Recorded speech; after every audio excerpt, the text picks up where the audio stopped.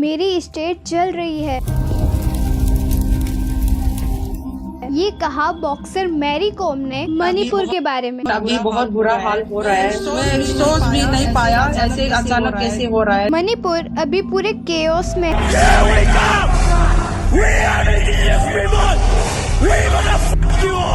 कई uncomfort report आई है killings की और लिचिंग्स की। After performing her duty on her way back home, she seems to encounter the mobs. She was shot there at that moment and died. Manipur is burning. लोगों में डर है कि और लोग मारे जा सकते हैं अगले कुछ दिन। अगर आप वीडियो देखोगे मणिपुर के, आपको लगेगा कि उधर कोई जंग चल रही है। सिचुएशन इतनी गंभीर है कि इंडियन सरकार ने आर्टिकल 355 को यूज करके मणिपुर की सिक्योरिटी अपने कंट्रोल में ले ली है और एक शूट एक्साइट ऑर्डर इशू किया है। Manipur government issued shoot excite orders last night. Curfew लगा हुआ है, इंटरनेट बंद है और आर्मी बुला दी गई है। सेना ने आज फ्लैग मार्च किया है। राज्य में अगले 5 दिनों के लिए मोबाइल इंटरनेट पर रोक लगा दी। लेकिन हम में से कितने लोगों को कदर है कि मणिपुर में क्या चल रहा है। विराट कोहली और गंभीर की लड़ाई में आपको ज्यादा आर्टिकल छपे हुए मिलेंगे मणिपुर वायलेंस के कंपैरिजन में। बट मेरे लिए बहुत जरूरी है आप लोगों को बताना कि मणिपुर में क्या चल रहा है और उससे ज्यादा जरूरी क्यों चल रहा है। ये है मणिपुर की स्टेट्स। यहाँ 2 रीजन्स हैं, हिल्स और वैली प्लेन्स। आप देख सकते हैं कि 90% जमीन हिल रीजन में आती है। इन्हीं रीजन में मणिपुर की नागा और कुकी ट्राइब्स हैं। कुकी ट्राइब जो कि नागालैंड की 90% जमीन पर है, उनकी पॉपुलेशन 35% और ये ट्राइब्स मोस्टली क्रिश्चियंस है। नागाज और कुकी ये बस 2 ट्राइब्स नहीं है, बल्कि इनकी ग्रुप्स में भी बहुत ट्राइब्स हैं। कुछ रिकॉग्नाइज्ड ट्राइब्स हैं और कुछ अनरिकॉग्नाइज्ड ट्राइब। दूसरी 65% पॉपुलेशन है मेटीज की। इसमें वैष्णवाइट्स, हिंदूस और मुस्लिम शामिल है। उनको पंगल्स भी कहा जाता है। और ये 65% मेतीस रहते हैं मणिपुर के 10% प्लेन जमीन पर। एक तरफ है हिल के लोग जैसे कुकीज और नागा ट्राइब और दूसरी तरफ है वैली के लोग जो है मैतीस। एक कारण है जिसके करते इनके ग्रुप्स के बीच में एक बहुत बड़ी प्रॉब्लम क्रिएट होती है। ये सभी ग्रुप्स अपने लिए डिफरेंट चीजें चाहते हैं और कॉम्प्लिकेशन डाल देती है गवर्नमेंट के रूल्स और एक्ट्स। इस टेंशन का अंजाम वायलेंस है जो कि अभी मणिपुर में चल रहा है। लेकिन इस वायलेंस के पीछे मेनली 2 मुद्दे हैं। तो अब इन मुद्दों के बारे में समझते हैं कि इनमें कॉमन लिंक क्या है। ये है मणिपुर के chief minister N Biren Singh जो कि एक भारतीय जनता पार्टी से हैं। इस साल फरवरी में उनकी सरकार ने एक निर्णय लिया कि वो मणिपुर के जंगलों को प्रोटेक्ट करना चाहते हैं। इसकी वजह से उन्हें कुछ गांव वालों को अपने घरों से निकालना पड़ा। ये है चोराचंदपुर डिस्ट्रिक्ट के सोंगजोन गांव के निवासी। गांव वालों का कहना है कि उन्हें बाहर निकाल दिया गया बिना किसी वार्निंग के। कुकी पीपल्स अलायंस जो कि बीजेपी सरकार के अलायंस पार्टनर है, उसने भी इस निर्णय की आलोचना करी। अब ये जो गांव वाले थे वो मोस्टली कुकी एथनिक ग्रुप से थे, वही हैपनिंग ग्रुप जो कि हिल रीजन में है। उन्होंने कहा कि बीजेपी सरकार का ये निर्णय उनकी पूरी ट्राइब्स के खिलाफ है। मणिपुर में ऐसे कई एथनिक ग्रुप्स हैं जिसके बारे में हम डिटेल में बात करेंगे, वो भी थोड़ी देर बाद में। मेरे साथ अभी बने रहिए। इसी वजह से मार्च में कई ट्राइबल्स ने पीसफुल प्रोटेस्ट करी सरकार के इस निर्णय के खिलाफ। A massive protest in Manipur's Churachandpur district today against the alleged forceful eviction and the demolition without proper rehabilitation and resettlement. जबकि मैं ट्राइबल्स बोल रही हूँ तो मैं नागा और कुकीज के बारे में बात कर रही हूँ। बट मणिपुर की सरकार ने कहा कि ये प्रोटेस्ट अनकॉन्स्टिट्यूशनल है। सरकार ने कहा कि इस चीज में उनकी कोई गलती नहीं है। उन्होंने मणिपुर में प्रोटेक्टेड रीजन का लैंड सर्वे कराया है जिसमें वो गांव भी शामिल था। A historic joint survey has been launched by the Revenue and Forest Departments in Manipur in a bid to stop human encroachment within the state's scheduled forest areas. और मणिपुर की सरकार ने कहा कि इन लोगों की प्रोटेस्ट भी अनकॉन्स्टिट्यूशनल है और कई गांव वाले जंगल की जमीन यूज कर रहे हैं अपने ड्रग बिजनेस के लिए।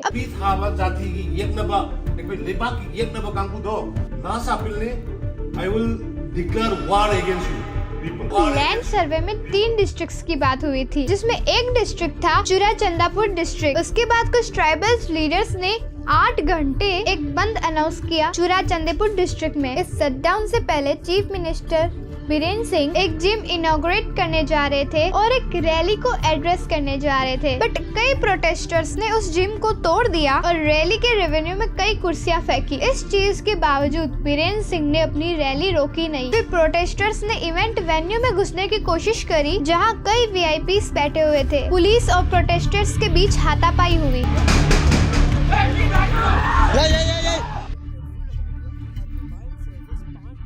उसके बाद पूरी सरकार ने इस डिस्ट्रिक्ट पर कर्फ्यू लगा दिया। Churachandpur witnessed a complete shutdown. The suspension of mobile internet services shall be enforced for the next 5 days with immediate effect in Churachandpur. जिसकी वजह से लोकल्स और फ्रस्ट्रेटेड हो गए, बट ये गांव वालों को हटाने का निर्णय बस एक मुद्दा था। दूसरा मुद्दा भी आने वाला था सरकार के सामने। इस वीडियो को देखिए।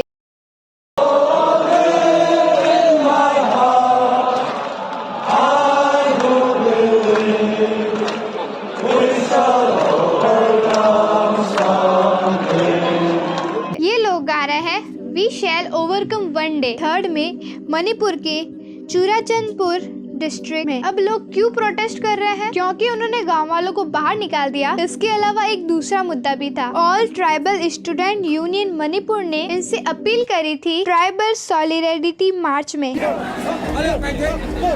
ये लोग विरोध कर रहे थे मणिपुर के हाई कोर्ट के ऑर्डर को, जिसने कहा कि मणिपुर सरकार को सेंट्रल सरकार को बोलना चाहिए कि मैथी को शेड्यूल्ड ट्राइब्स का स्टेटस दिया जाए। Manipur High Court has directed the state government to submit a recommendations to the Union Ministry of Tribal Affairs for the inclusion of Métis in Scheduled Tribes list. और हिल के लोग यानी कि नागाज और cookie tribe नहीं चाहती कि मैथीज को शेड्यूल्ड ट्राइब्स का स्टेटस मिल जाए। The High Court decision comes at a time when there has been massive opposition to the demand for ST status for Métis in the state, with tribal student bodies even threatening protest over the issue. Meiteis scheduled tribes की status की मांग कर रहे हैं 2013 से। मैथीज का मानना है कि उनकी कम्युनिटीज को शेड्यूल्ड ट्राइब का स्टेटस चाहिए अपनी जमीन और अपने कल्चर को प्रोटेक्ट करने के लिए। वो कहते हैं कि इलीगल इमिग्रेट जो कि बांग्लादेश और म्यांमार से है, उनकी वजह से मैथीज की आइडेंटिटी और कल्चर पर एक नुकसान पड़ रहा है।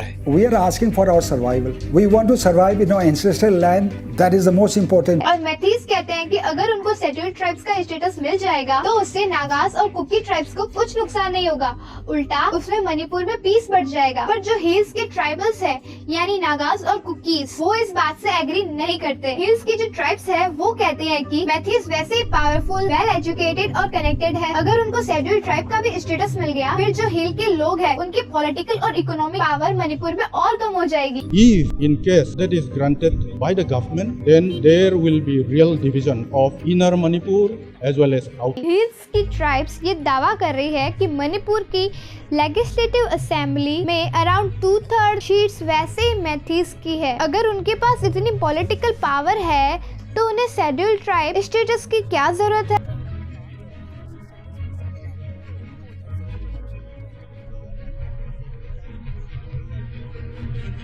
उन्होंने ये भी दावा किया है कि मैथीज कम्युनिटी के कुछ सेक्शंस को शेड्यूल्ड कास्ट और ओबीसी स्टेटस वैसे ही मिला हुआ है, तो उनको उधर से भी प्रोटेक्शंस मिल जाती है। They are under the scheduled caste category. They are also under OBC. Then now what is the need of categorizing them to be the scheduled tribe? पर जो मैथीज की भाषा है मणिपुरी, वो भी हमारे कॉन्स्टिट्यूशन के 8th शेड्यूल में इंक्लूडेड है। हिल्स की ट्राइब मानती है कि अगर मैथीज को अगर शेड्यूल्ड ट्राइब स्टेटस भी मिल गया, फिर जो बची कुछ जॉब्स है हिल्स की, उसके लिए भी उन्हें बहुत लड़ाई करनी पड़ेगी। यही 2 मुद्दे हैं जो कि रिसेंट वायलेंस के जिम्मेदार हैं। हिल्स की ट्राइब्स मानती है कि मणिपुर सरकार कुकी ट्राइबल लोगों को अपने घरों से बाहर निकाल रही है और वो कुछ देरी में मैथीज को शेड्यूल्ड ट्राइब्स का स्टेटस भी दे देगी। इसी वजह से कुछ दिन पहले ट्राइबल की प्रोटेस्ट रैली में वायलेंस स्टार्ट हो गया, जब ये अफवाह फैली कि मैथीज लोगों ने ट्राइबल माना को अटैक किया है। फिर इसी अफवाह की वजह से उस रैली में वायलेंस स्टार्ट हुआ और फिर धीरे धीरे ये वायलेंस पूरे स्टेट में फैल गया। वहाँ के न्यूज चैनल्स पर कुछ तस्वीरें दिखाई कैसे दोनों ट्राइबल्स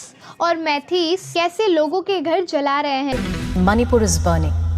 इसी वजह से इंडियन आर्मी बुलाई गई state The Army and Assam Rifles were deployed to control the situation in the में। पर आप इन मुद्दों की कॉम्प्लेक्सिटी तब तक नहीं समझ पाओगे जब तक आप मणिपुर की कॉम्प्लेक्स हिस्ट्री को नहीं समझोगे। तो चलते हैं सैकड़ों साल पहले ये समझने के लिए कि मणिपुर है किसका? इस वीडियो को देखिए।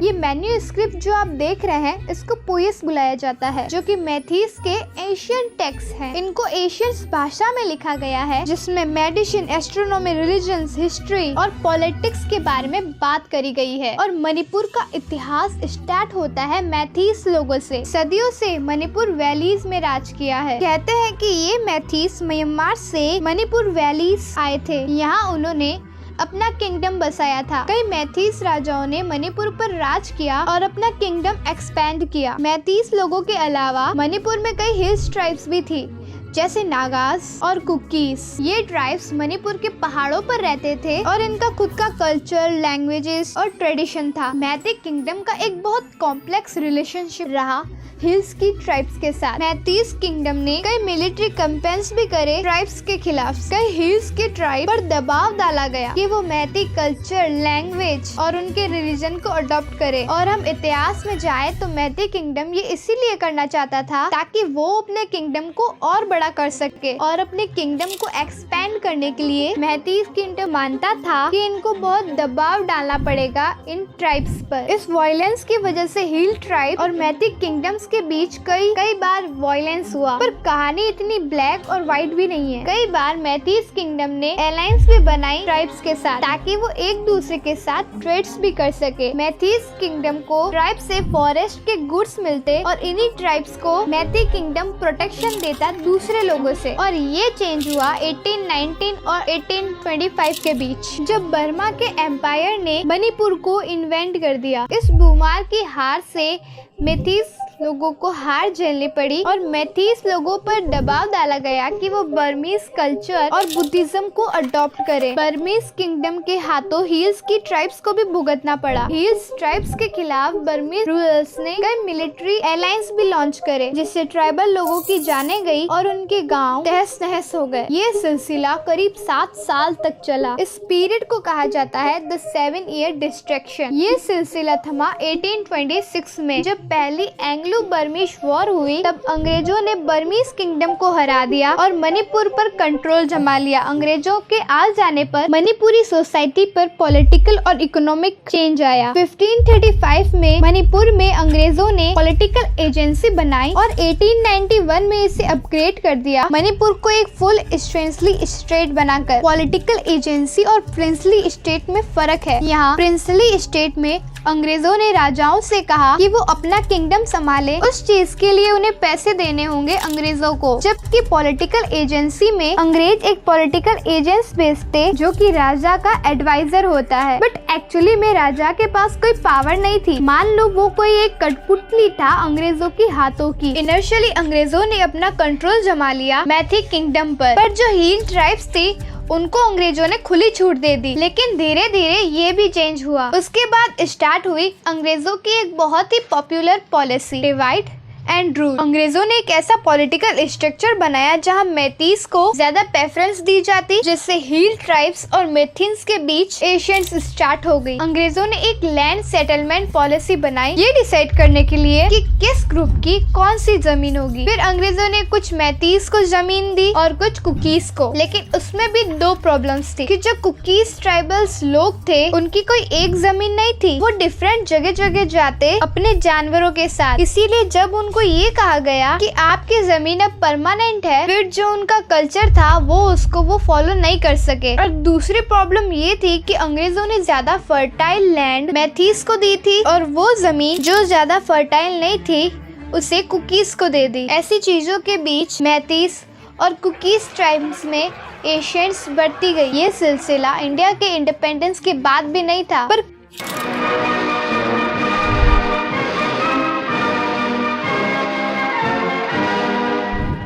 कहानी में एक और ट्विस्ट आने वाला था। पर इस बार दुश्मन अंग्रेज नहीं थे बल्कि इंडियन सरकार थी। ये है महाराज बोध चंद्रा सिंह, जो कि मणिपुर के महाराजा थे इंडिपेंडेंस के बाद। 1891 में अंग्रेजों ने मणिपुर को एक प्रिंसली स्टेट बना दिया था। इंडिया के इंडिपेंडेंस के बाद इन महाराज को ये डिसाइड करना था कि मणिपुर इंडिया के साथ जाएगा या पाकिस्तान के साथ जाएगा या खुद एक इंडिपेंडेंस कंट्री रहेगा। महाराजा भोजचंद्र सिंह ने क्या निर्णय लिया कि मणिपुर इंडिपेंडेंट रहेगा। जो आगे मणिपुर की कहानी है उसके ऊपर तो एक गेम ऑफ थ्रोन्स का एपिसोड बन सकता है। मणिपुर इंडियन सरकार के लिए बहुत स्ट्रेटेजिक था क्योंकि मणिपुर म्यांमार और इंडिया की चाइना के बॉर्डर के पास था। इसके अलावा इंडिया को भी डर था कि मणिपुर में कम्युनिस्ट मूवमेंट स्टार्ट होनी थी जिसकी वजह से इंडिया में भी इंस्टेबिलिटी हो सकती है। इसीलिए इंडियन सरकार के लिए ये बहुत जरूरी था कि मणिपुर इंडिपेंडेंट ना रहे बल्कि इंडिया का भाग बन जाए और इस चीज में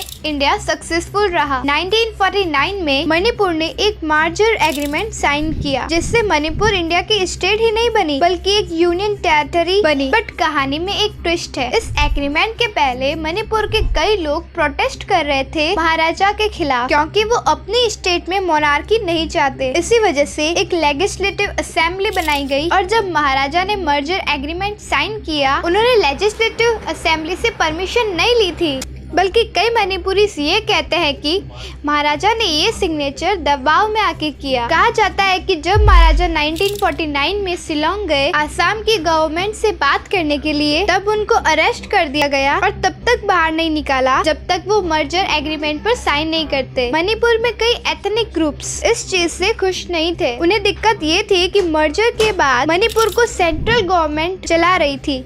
एक्चुअली पहले 25 साल तक मणिपुर एक फुल स्टेट नहीं थी, वो सिर्फ यूनियन टेरिटरी ही थी। तो मणिपुर को इंडियन ब्यूरोक्रेट्स रूल करते और वो मणिपुर से ही नहीं थे बल्कि इंडिया के दूसरे भागों से भी थे। इसके अलावा एक और दिक्कत थी, डिफरेंट कम्युनिटीज को डिफरेंट चीजें चाहिए थी। जैसे नागास ट्राइब चाहती थी कि मणिपुर और आसाम के कुछ भाग मिलकर नागालैंड के साथ जुड़ जाए और कुकीज चाहते थे कि इंडिया बांग्लादेश और म्यांमार एरियाज में कुकी डोमिनेशन रहे, उनका एक अलग देश बन जाए। जालाइंगा कुकीज को कुकी लैंड चाहिए था, नागास को नागालैंड।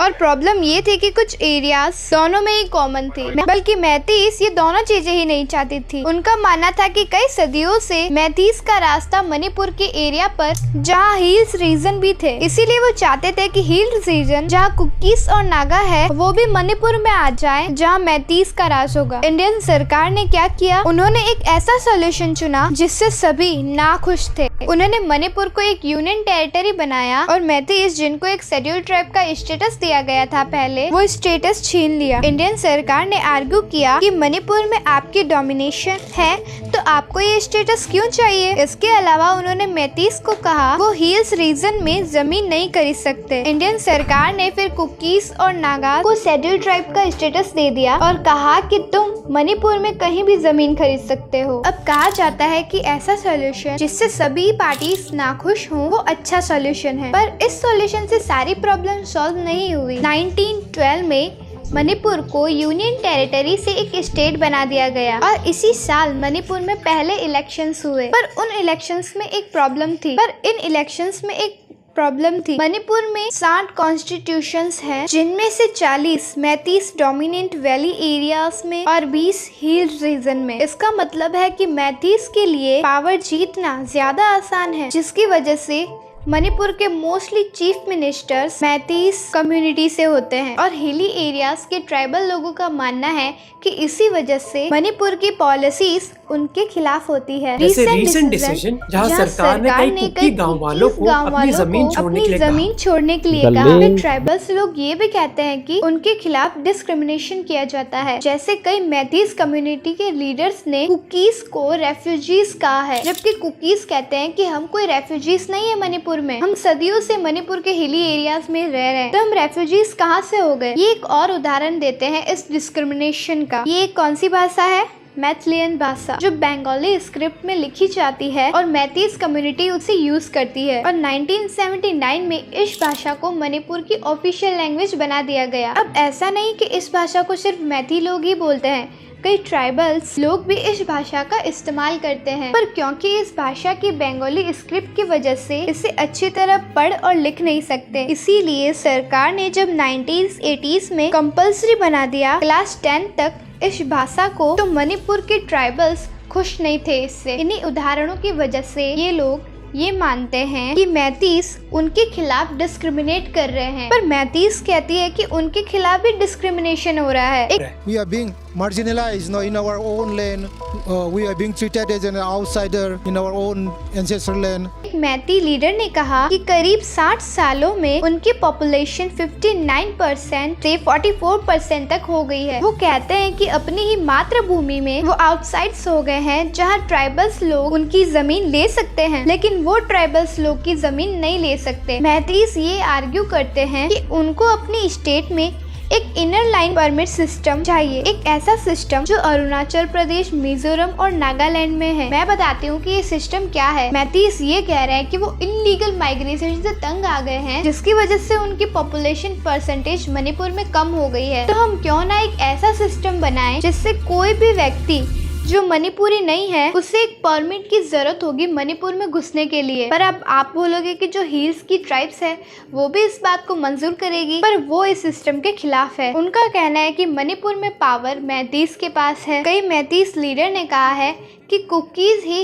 रेफ्यूजीज हैं, तो क्या पता कि कल मैतीस बोले कि कुकीज को भी परमिट की जरूरत होगी मणिपुर की वैलीज में घुसने के लिए, क्योंकि वो ट्राइब्स मैतीस पर ट्रस्ट नहीं करती, इसीलिए वो इस सिस्टम को लागू नहीं करना चाहती। कई बार मैतीस ने लॉ बनाने की कोशिश करी इसके बारे में, पर इंडियन प्रेसिडेंट ने इसे रिजेक्ट कर दिया। इसकी वजह से मैतीस ने एक अलग तरकीब निकाली कि हमें सरकार scheduled tribe status they they. Meeting organized by the All Tribal Students Union Manipur on the scheduled tribe status demand by the Meitei and Meitei Bengal communities of Manipur. वही स्टेटस जो मैतीस के पास था 1949 से पहले। पर हिल्स रीजन की tribes कहती हैं कि भाई तुम्हें क्या शेड्यूल्ड ट्राइब स्टेटस की जरूरत, जब तुम्हारी ही डोमिनेशन है हमारे स्टेट में। क्योंकि इन्हीं मुद्दों के वजह से मैतीस और हिली ट्राइब्स में लड़ाई होती है, क्योंकि दोनों ग्रुप ये मानते हैं कि किसी भी पॉलिसी का एक ग्रुप को फायदा हुआ उसका अंजाम ये होगा कि दूसरे ग्रुप को नुकसान होगा। क्या आपको पता है इन ग्रुप्स की टेंशन का क्या अंजाम होता है? ये है दो नेशनल हाईवे NH2 और NH37 जो मणिपुर को इंडिया के दूसरे भागों से कनेक्ट करता है। पर ये दो हाईवेज नहीं है, ये पैसे कमाने के तरीके हैं। इसमें ग्रुप्स का इन्फ्लुएंस रहता है। इस हाईवे के आसपास उन हाईवेज को यूज करता है इलीगल टैक्स कमाने के लिए। सामान मणिपुर के अंदर भेजना है, बाहर निकालना है तो पैसे दो। और ये पैसा किनको फंड्स करने के लिए यूज किया जाता है? Insurgent group. हर एथनिक कम्युनिटी का मानो एक इंसर्जेंट ग्रुप बन गया है। जैसे कुकीज के लिए ऐसे कई इंसर्जेंट्स ग्रुप बने हुए हैं। वे कहते हैं कि हम अपने लोगों की सुरक्षा करते हैं, जैसे Kuki commando force, Kuki national army, Kuki national organisation, Kuki front council,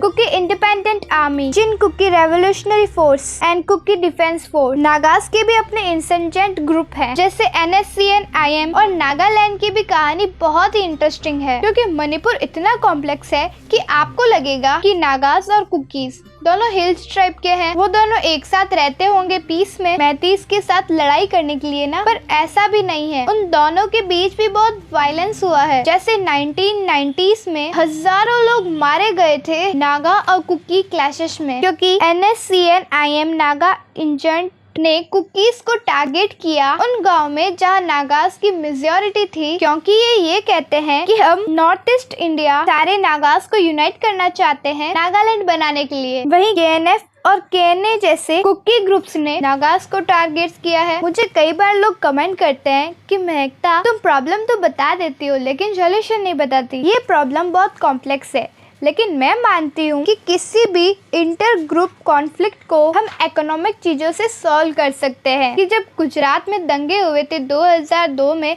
Ahmedabad में बहुत वायलेंस हुआ था पर सूरत में नहीं। पर इसके पीछे एक कारण था। सूरत में हिंदू और मुस्लिम एक साथ काम करते थे, हिंदूज बिजनेस चलाते थे और मुस्लिम्स कारीगर थे, जबकि अहमदाबाद में ऐसा नहीं था। अहमदाबाद में दोनों कम्युनिटीज बटी हुई थी। आप ही सोचिए कि अगर आप हिंदू हैं, आपके कारीगर मुस्लिम हैं, अगर आपके कारीगर पर अटैक हुआ तो अगले दिन आपके बिजनेस का क्या होगा? फिर आप भी भुगतोगे। इसी वजह से रिसर्चर्स कहते हैं कि इकोनॉमिक जरूरतें वायलेंस कम कर सकती है ग्रुप्स के बीच में। मणिपुर और इंडियन सरकार को ऐसी ही कुछ तरकीब लानी होगी जिससे मणिपुर की सारी कम्युनिटीज इकोनॉमिकली इंटरडिपेंडेंट हो जाए। अब ऑब्वियसली कहना आसान है, अब सॉल्यूशन तो मुश्किल है ही, पर कम से कम हम कदम तो बढ़ा ही सकते हैं ना।